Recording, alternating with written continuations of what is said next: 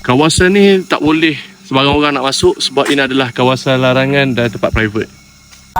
Belum rasa tempoh perjalanan kita dia dalam 20 minit ataupun 15 minit lah. Jarak dia dalam 1.2 kilo je.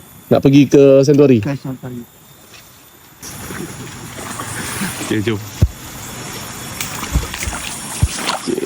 Oh, ini mana ni? Ui, besar betul nak gonggok kan ni? Besar nak gonggok dia.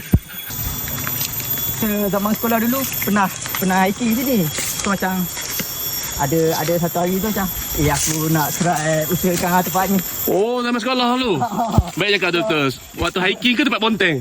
Tak ada tempat hiking. Tapi tak acik je. Dia cakap ada hiking je. Dia tak tahu berapa minit. Kena pakai kasut ke apa lah.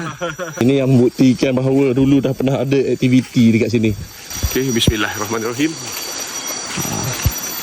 Pintu masuk semula jadi. 20-30 tahun dulu dah ada orang explore dah kat sini. Pada Santuari tu 40 minit lagi ada air terjun. 15 meter dia punya water depth untuk air terjun tu. Yang scuba pernah datang sini untuk try kedalaman tu.